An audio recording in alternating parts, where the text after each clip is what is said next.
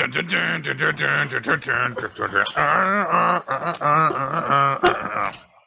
Blade! Hello, everyone. My name is Fitz, And I'm Russell, and we're the Crunchy Duck Gamers. where we talk about RPGs in your living room, or your bathroom, or your car. And sometimes on the bus. Today we're going to continue our first couple episodes with Mass Effect, only this time we're on Mass Effect 2. Mass Effect number 2. Alright, let's get things rolling with the plot of Mass Effect 2. Yeah. Which starts out with your character in this super advanced spaceship dying. And he dies. Because guess what? There's another unknown threat that apparently could just wipe you out and, like that. Apparently. Yeah.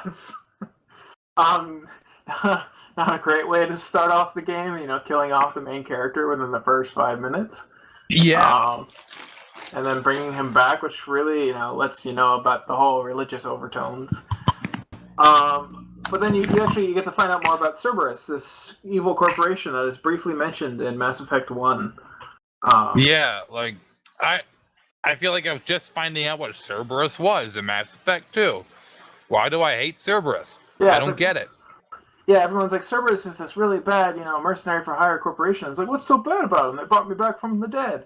And then, they're just bad people. Cool thing is, I think one nice thing about the plot in Mass Effect 2 is that the acting is actually a lot better. Yes, I think Cerberus can be compared to Al-Qaeda. That makes me uncomfortable. But no, NSA, we're on the watch list now. Watch list. But no, the acting definitely, Mass Effect 2. You get actors like Martin Sheen, who's the Elusive Man in Mass Effect 2. The Elusive Man, he's such a cool character. Yeah, he's such a cool, good/bad guy. And then from there is, really the plot line of Mass Effect can be summed up with you're brought back from the dead, and then you have to assemble a crack team of people. To go on a suicide mission. To fight the Reapers. Giant space squid. So that's the whole main plot. Yeah, that's pretty much it. The rest is a bunch of side quests. Yeah, you do learn some things, like the new bad guys that they introduced, the Collectors. Spoilers, it turns out they're actually former Prometheans. So you learn a little bit more about Reapers and how they kind of, they wipe out the galaxy and they kind of reuse. They recycle. That's what matters. But they reuse species and their genetics, which is terrifying. And it adds a little bit more to the mystery of, the Reapers and what they are. But otherwise, the rest of the game is side quests. Yep, it's all side quests. It's not a bad thing. But yeah, it's just definitely a step up from the first game where their side quests were absolutely pointless. Now they're absolutely mandatory. And that's all you do, pretty much. And if you don't do them, you get punished. Yeah, people will die. But no, actually, one of the nice things about the side quest is that you get to learn more about your teammates, and you get to. It's a very character-driven narrative. You learn about all these new characters, and even some old ones, and you get to know them, and most of them are pretty three-dimensional. Except you, Jacob. Except for Jacob. I'm looking at you, Jacob. Oh yeah, we all have the characters that we like, don't like, and ones that we've even forgotten about. Did you forget about Jacob? No, Jacob is one of my least favorite. Miranda, another one of my least favorite. I kind of forgot about Jack. Jack's boring. Let's be real. Jack's boring. A crazy biotic. That's. I don't care. Yep. No, it's we all have our characters that we like and don't like. Jacob. What? Honestly, even the least interesting characters, they still had some fairly interesting side quests. I believe Jacob's was about his father.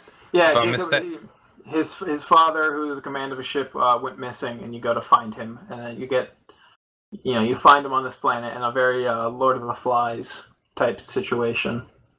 Yeah, and that's also very interesting, and also I'm going to add this. I am Krogan. That's very, very in this game. Okay, moving on. I really like Miranda's side quests. I know you don't like Miranda's character, I do not like Miranda at all. but like I like her side quest, where you're looking for her sister, and you can convince her to go talk to her sister at the end. And honestly, what I did that, and a little tear came to my eye. It fell out of my right eye. Yeah, it's really like we all have our favorites. Jacob, not terribly interesting. Really, Mordin Solus, the crazy scientist who talks really fast and is helping one person a moment, and then literally kills someone the next because he tried to steal something. Garrus comes back. Garrus, who's in the first game, who's really boring, also becomes a total Bamf. He becomes very interesting in the second game. Yeah, I mean, you first find him and he's like fighting off all these waves of people, and then he gets horribly injured. And then he has this really cool scar. Oh yeah, the scar makes his character. The scar makes him a better character. Yeah, in the first game, his character development literally begins and ends with he's a cop. To this one, he's a cop with a scar and a grudge to settle. You know what? In order to perfectly develop cops, you need to give him a scar and a grudge. Yeah, Garrus Wilson becomes more lifelike. He's a little bit more bitter, and he has to continuously, calibrate things. Yeah, he's calibrating everything. It's always calibrating things. He has to finish calibrations. Yeah, and then you also, find out more about the Krogans with Grunt, who replaces Rex. Yeah, who replaces Rex as your Krogan companion.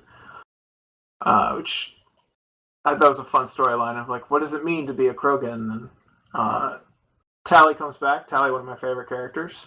Gonna go through a couple more of the things, but Thane, my absolute favorite. Thane Krios, my favorite side quest. And then you also have Samara, and then possibly Morinth, depending on how that plotline goes around. And then Legion. Let's see. I have a confession to make.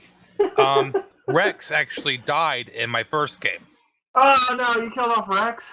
I didn't kill him. Ashley did. Yeah, that's one of the first things, one of the best things about Mass Effect is that depending on what you did, certain characters died. I killed off Kaidan in my run. I did not feel bad about that. I killed off Ashley. Because I thought, oh, Kaidan's by the bomb. I should probably go help him. Again, going back to the whole, I just make what I think is the smartest decision aspect. So you killed off Rex? I didn't kill him off. Ashley did. Which is probably another reason why I saved Kaidan and not Ashley. Poor Rex. No. I really liked Rex. Anywho, Mass Effect 2. One of the things actually about the plot that really ticks me off is the Human Reaper that you find at the end. It doesn't really make any sense. There is absolute no reason. If you look at the second and third game, there's no reason to have a Human Reaper because they spent years collecting enough humans to liquefy them to create the material to build half a Reaper, when the actual Reapers were 6 months away from attacking the galaxy. There's part of a reason, but they explained in the third game. But it's one of those things that it was unnecessary. It didn't need to be there at all. Not really, because the Reapers do a pretty good job without it. Gameplay. It turns into a not RPG. It turns into a third-person shooter. Yeah, it turns into a third-person shooter that experiments with RPGs. Yes, pretty much. They decided that this game worked better as a third-person shooter and not an RPG, which, they're kind of right. Yeah, and it has its advantages. The shooting controls and mechanics also become much tighter. You're not firing all over the place. I want to aim here and shoot here. I can now aim here and shoot here. They got rid of a lot of the messy interface and cleaned it up, so it's okay. Yeah, they made the inventory system bearable. And that's they kept a lot of the good mechanics of squad control around. But you're able to move your character around much better and actually aim and fire much more easily. And combat is actually enjoyable. It's tough, probably one of the top reasons why it became this way is because, don't yell at me, fans. EA bought BioWare shortly after the completion of Mass Effect 1. Oh. Yeah. Did not know that. They bought them EA bought BioWare the same year Mass Effect came out, so not enough time to actually influence Mass Effect. Huh. but heavy influence on Mass Mass Effect Effect 2. 2. Did not know that. Yeah. So yeah, that has its pros and cons because I think Mass Effect is, despite the fact that it is stripped down of a lot of the RPG elements, the gameplay is a lot more enjoyable. Yeah, Mass Effect 2, it's more fun than Mass Effect 1, I would say. Yeah, whereas unfortunately it does suffer some things like the plot is not. It's very micro in comparison to the macro of Mass Effect. Yes. You only learn about like 8 characters.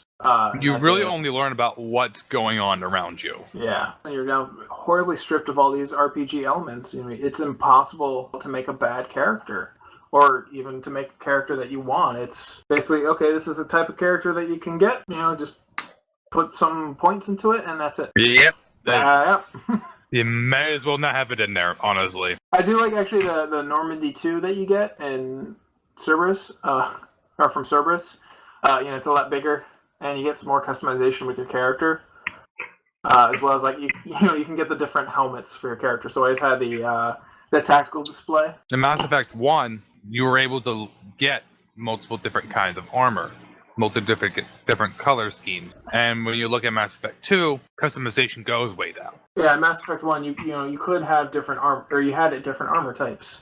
You had light, medium, and heavy, and then different manufacturers, so you get different colors. But then in Mass Effect 2, they actually threw away all of that. They threw all of that away. And, you can change the color of, the N7 armor you had. And, there's nothing wrong with the N7 armor. It looks cool. I really like the N7 armor. It really draws away the customization that you had in the first game. Yeah, like in Mass Effect 2, I just made my N7 armor, I just made it the Cerberus colors, because I felt, okay, they're the company that's sponsoring me right now. So I just did the N7 armors with Cerberus colors, and you could get different types of armor in the game. Could? In the second one? Yeah, if you had certain editions of the game, you could get like a Cerberus-specific armor, or... yeah, you're actually right. You're completely right. Yeah. It was not... It was about it. It didn't offer any major advantages, and it just changed the look of your character. But then you could get little bits and pieces that would modify your armor slightly. Mm-hmm. Which I'd always search the Citadel for, and try and endorse every single shop possible, so I could get a 10% discount. I am Commander Shepard, and this is my favorite podcast on the internet. Did you hear that, folks? Commander Shepard likes us. And I did actually have a lot of fun with the customization. Especially you can get different types of helmets. And eventually you get the tactical display that would actually give you it's like a 10 or 15% increase to your headshot damage. I do remember getting that. Yeah, I did like that. I thought that was really cool because one of the things about this RPG is I want to see people's faces, so I didn't want to wear a helmet all the time. Mm-hmm. So I just wore the tactical display because it made sense. It made perfect sense. Yeah, one thing about RPGs in general is that you spent, like you said, you spend a long time creating these people's faces. Hours. And some hours. You could even. Hours, days. Some RPGs, i.e. Fallout and Elder Scrolls, you're playing the first person anyway. Yeah. So you don't really see your face. And in others, Dragon Age, Mass Effect, you play in the third person, but you can have a helmet on the entire game. It's one of those things where it's I kind of want to see his face.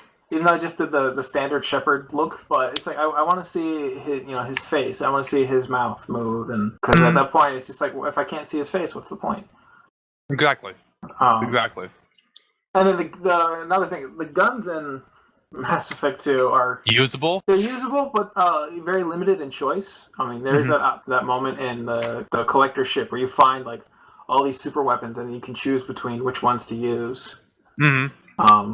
Which in Mass Effect 2 I actually found a use for having a shotgun and having a sniper rifle and then having a pistol, because there's Mass Effect 2 they changed it from rather than having unlimited ammo but your gun overheats to you have ammo now. Yeah, I find that to be more interesting, more strategic. Yeah, and now it's also you have a resource management problem where if you spend all your ammo, you are kind of screwed. But to be honest, I never really ran out of ammo. I never really ran into that problem. I ran into that problem in the beginning of the game. And I found that I had to go outside of my comfort zone and start using sniper rifles and pistols and shotguns more and more, because I'd go through my assault rifle ammo, because it wasn't the most accurate weapon in the galaxy. Mm-hmm. Not like Han Solo's blaster. No, it's a blaster. But or Chewie's bowcaster. Oh yeah. Everyone, if you haven't seen Star Wars Episode 7 yet, it's still in theaters. Go see it. Is it really? Yeah, absolutely. So, Fitz, what are some things that you liked and then did not like about Mass Effect 2? You already covered some of it. Like I like that the side quests matter now. I don't like the main story is kind of non-existent. I dislike that it loses a lot of the RPG elements. Instead of improving upon the RPG elements in the first game, you kind of just get rid of it.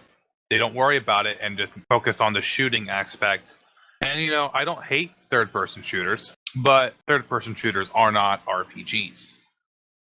Gaming news.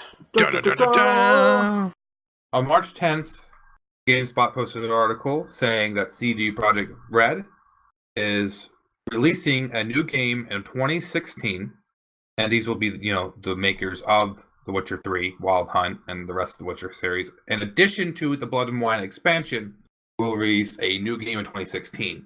And between the years 2017 and 2021, both Cyberpunk 2077 and a new AAA RPG will be coming out before 2021. So that's big news. I don't know if I can wait till 2021 for Cyberpunk 2077. Well, I mean, it's speculated that Cyberpunk 2077 is actually coming out next year, Russell. Because right now CD Projekt Red is actually focusing a lot of their resources still on The Witcher. They are currently working on the Blood and Wine expansion pack, which apparently is pretty much a new game. Apparently, it's a new game. They said it's better than the main plot of The Witcher. Takes you to a brand new area. Better than that plot? Yeah, apparently, like there's more to the plot. It takes you to a brand new area in the game of I think it's called Torrent in the world of The Witcher. Torrent, that sounds familiar. Yeah, and in the Witcher games, you can actually find Torrent wine. So you're going to the land of Torrent wine. I wanted to go to Gavir, but that's okay. Yeah. But that's exciting. I mean, CD Projekt Red is, the maker of the Witcher games, and they make some pretty good RPGs. Pretty good, which is why I'm very excited for Cyberpunk 2077. Yeah, not much has been said about it, except that it's got robots and murder, according to the first trailer for it. Yeah. And, I'm excited for it. It's a CD Projekt Red. They release quality RPGs. And that's why I'm going to get Cyberpunk 2077 day one. Yeah. Even if it came out tomorrow and I knew nothing about the game. Yeah, I mean, I'm a little worried because the Witcher is actually based off of a series of novels from Poland, which already has its own, pretty fleshed out world that's very dark, depressing, and highly political. So I am curious to see what they're going to do with something that's brand new. It's not brand new. It's based off of a Dungeons and Dragons type tabletop game. Oh, okay. It has its own rule book. It has its own lore. It's already well fleshed out. Interesting. Okay, then I'm very excited.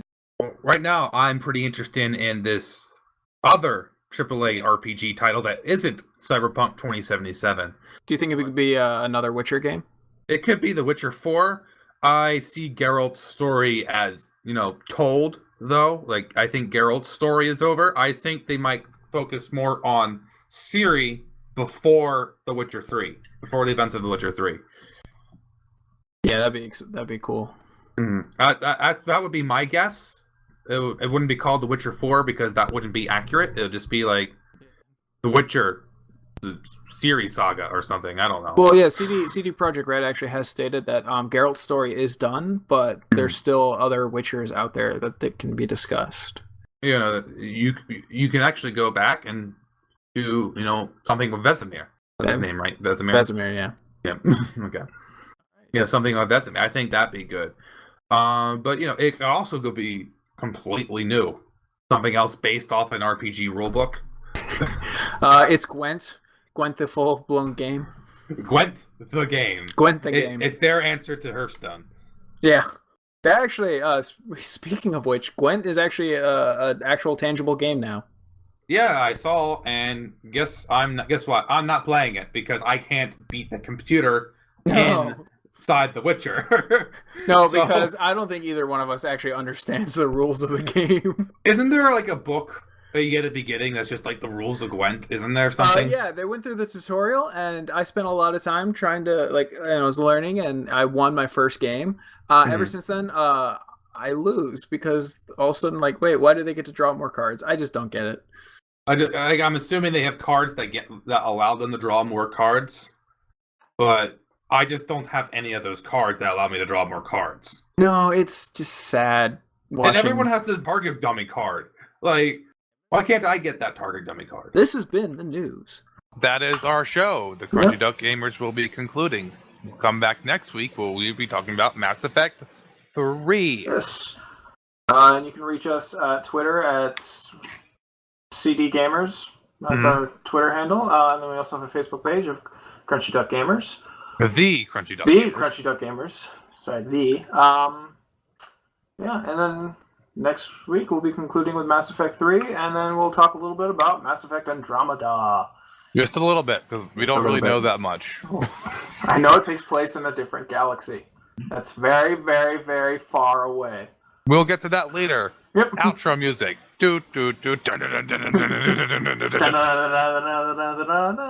Don't fear the Reaper.